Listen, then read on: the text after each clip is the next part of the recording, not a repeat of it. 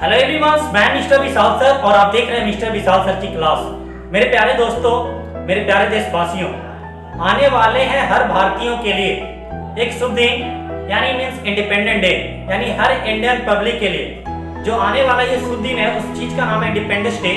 तो सबसे पहले आप सभी देशवासियों को मेरी तरफ से यानी मिस्टर विशाल सर की क्लास की ओर से आपको स्वतंत्रता दिवस की हार्दिक हार्दिक शुभकामनाएं। मेरे प्यारे दोस्तों, जैसा कि आप जानते हैं कि हमारे देश से अंग्रेज चले गए और अंग्रेजी छोड़ के चले गए, तो आज भी हमसे उससे एक स्टेप कैसे आगे रहें, कैसे हर हिंदुस्तानी उससे अंग्रेजों से एक स्टेप आगे रहने की कोशिश करे। तो आज की इस वीडियो में मैं आपको जो टीच करने वाला हूँ, आज मैं आपको जो पढ़ाने वाला हूँ, इंडिपेंडेंस डे से बहुत सारे ऐसे वर्ड मीनिंग जो आपके लाइफ में बहुत ही ज्यादा इंपॉर्टेंट है गाइस। तो आपको इस वीडियो को अंत तक जरूर देखिएगा। और डियर गाइस, इस वीडियो में मैं आपके लिए इसीलिए बता रहा हूँ कि इस स्टेप में, इस इंडिपेंडेंस डे के स्टेप में आपको बहुत सारी जानकारियां मिल पाए, साथ में साथ इससे बहुत सारे आप ऐसे टॉपिक भी लिख सकते हैं और आपको अंग्रेजी की हिंदी मीनिंग भी आप समझ सकते हैं। तो आपको अंग्रेजों की अंग्रेजी की कसम, प्लीज इस वीडियो को अंत तक जरूर देखिएगा। तो don't be late now, come on.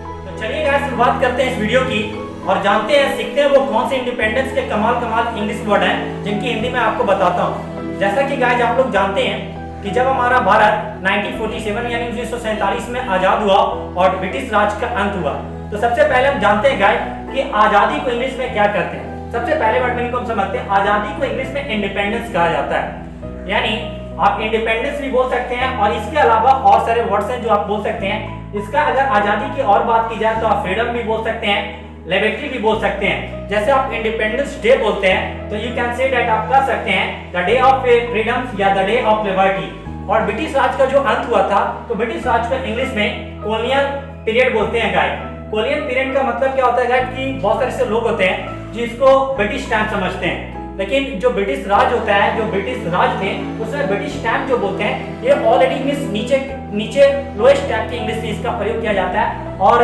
ये जो बोले जाते हैं कि जो ज्यादा जो हाई लेवल की इंग्लिश की बात की जाती है, तो हाई लेवल की इंग्लिश की क्लास में बहुत सारे आप बुक्स देखिएगा तो उसमें ब्रिटिश राज को कॉलोनियल पीरियड ही कहा जाता है, ना कि आप ब्रिटिश टाइम का प्रयोग कर सकते हैं। ओके, अब अंग्रेजों ने तकरीबन भारत पर 200 वर्षों तक राज किया और भारत को गुलाम बना के रखा। तो ये जानते हैं, जब वो अंग्रेज थे, अंग्रेज को इंग्लिश में बोला जाता है व्हाइट्स। सबसे ज्यादा कंट्रियों में, ब्रिटिश में आप जाइएगा तो आप ऑलरेडी ब्रिटेन में सबसे ज्यादा you can this word white, यानी अंग्रेज को इंग्लिश में व्हाइट्स कहा जाता है। राज करना को इंग्लिश में रूल्स कहा जाता है, या टेक ओवर यानी कब्जा करना भी आपका प्रयोग कर सकते हैं। गुलाम को इंग्लिश में स्लेव कहता है और गुलामी को इंग्लिश में स्लेवरी कहा जाता है। You can say that easy way. Okay, और ना जाने कितना स्वतंत्रता सेनानियों ने, देशभक्तों ने इस देश की आजादी के लिए बलिदान दिए। तो गाइस क्या कहते हैं कि स्वतंत्रता सेनानी को इंग्लिश में क्या कहते हैं? स्वतंत्रता सेनानी को इंग्लिश में फ्रीडम फाइटर कहा जाता है। याद रखिएगा, स्वतंत्रता सेनानी को इंग्लिश में क्या कहा जाता है? फ्रीडम फाइटर कहा जाता है। और देशभक्ति को,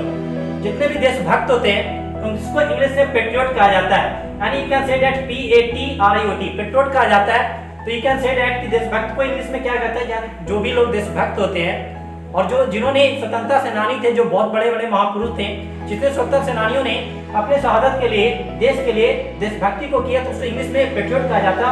और जो बलिदान दिया था उन्होंने, जो त्याग दिया था, बलिदान दिया था, उसे इंग्लिश में सैक्रिफाइस कहा जाता है। ओके, अगर बात की जाए दोस्तों तो पूरे देश में इस त्योहार को, इस आजादी के त्योहार को धूमधाम से लोग मनाते हैं। साथ में साथ कहीं पे झंडे फहराए जाते हैं तो कहीं पे राष्ट्रीय गीत गाए जाते हैं, यानी देशभक्ति गीत गाए जाते हैं। तो जानते हैं गाइस कि धूमधाम को इंग्लिश में क्या कहा जाता है? Pomp and show. You can say that pomp and show.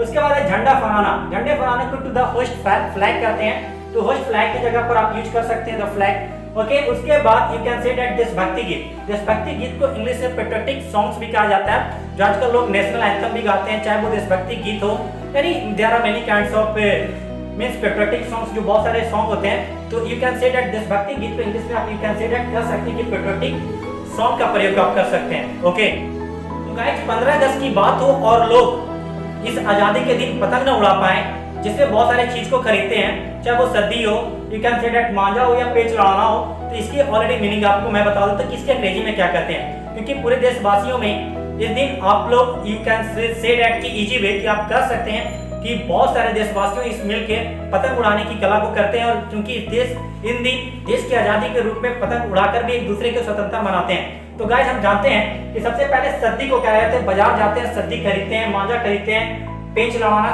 का काम करते हैं। तो वहां पे क्या होता है आप सिंपल तौर पे जानिए, पतंग को इंग्लिश में तो काइट कहते हैं, यू नो वेरी वेल, लेकिन सद्दी को क्या कहते हैं, जो सफेद धागा होता है जो मार्केट से खरीद के लाते हैं उसको थ्रीड कहा जाता है, और मांझा उसे कहते हैं जो उसको लपेटा जाता है, तो you can say that lead thread जो मांझा होता है। और जब वो आकाश में एक दूसरे को पेच लड़ाते हैं तो उसको इंग्लिश में बोला जाता है kite fight, you can say that kite fight. Simple way यानी सिंपल वर्ड है, you can say that means सद्दी, मांझा, पेच लड़ाना, ये सब पतंग की बात होती है, और इसकी वर्ड मीनिंग भी आपको आनी चाहिए। You can say that the spelling, मैंने क्या बोला था कि अंग्रेजों की अंग्रेजी से हमें आगे बढ़ना है, तो you can say that in this type of word meaning so very helpful for you. Okay, अब कई लोगों को ज्यादा पतंग पकड़ने से ज्यादा अच्छा चरखा पकड़ना या पतंग को लूटना अच्छा लगता है, तो उसको इंग्लिश में क्या कहते हैं तो जानते हैं। चरखी को इंग्लिश में you can say that reel, चरखी पकड़ने को इंग्लिश में क्या कहते हैं, या चरखा को इंग्लिश में रील कहा जाता है, और पतंग लूटने को इंग्लिश में क्या कहा जाता है guys, grab the kite, you can say that grab the kite, जो बहुत ही ज्यादा इंपॉर्टेंट से मीनिंग है। तो ज्यादा लोग इन लोगों चीज में स्वतंत्रता दिवस में इंटरेस्ट लगते हैं, तो आपको इजी तौर पर आप प्रयोग कर सकते हैं कि चरखी को इंग्लिश में रील कहा जाता है और पतंग लूटने को इंग्लिश में ग्रेब द काइट कहा जाता है। ओके, और क्या आप जानते हैं कि हमारे देश में जो इतनी बड़ी खुशी है ये शहीदों की वजह से है, तो प्लीज उन शहीदों की शहादत को मैं सलाम करता हूं। तो गाइस इनकी मीनिंग जानते हैं। शहीद को इंग्लिश में मार्टर कहते हैं, यू कैन से दैट शहीद को इंग्लिश में, आप इंग्लिश वर्ड्स की अगर स्वतंत्रता दिवस की बात हो और इसमें मीनिंग आपकी शहीद की बात हो तो यू कैन से दैट कि इसको शहीद को इंग्लिश में मार्टर कहा जाता है, और शहादत को मैं सलाम करता हूं, तो शहादत को इंग्लिश में मार्टरम कहा जाता है, और सलाम और या सलामी हो उसे सलूट कहा जाता है। तो ये सब बहुत सारे ऐसे जो वर्ड थे ये स्वतंत्रता दिवस पर बहुत सारे ऐसे वर्ड मीनिंग थे जो आपके लिए बहुत ही ज्यादा हेल्पफुल होगी। तो प्लीज दोस्तों ये स्वतंत्रता दिवस 73 years also you must be celebrated every person, क्योंकि हमारा नैतिक कर्तव्य है कि हमारे देश की रक्षा सुरक्षा हमें करनी चाहिए। तो दोस्तों मैं मिस्टर विशाल आपको देश की सारी शुभकामनाएं हार्दिक हार्दिक बधाई देता हूं। तो प्लीज दोस्तों प्लीज शेयर दिस वीडियो। मैं मिस्टर विशाल मिलूंगा नेक्स्ट वीडियो के साथ। Bye to all, bye.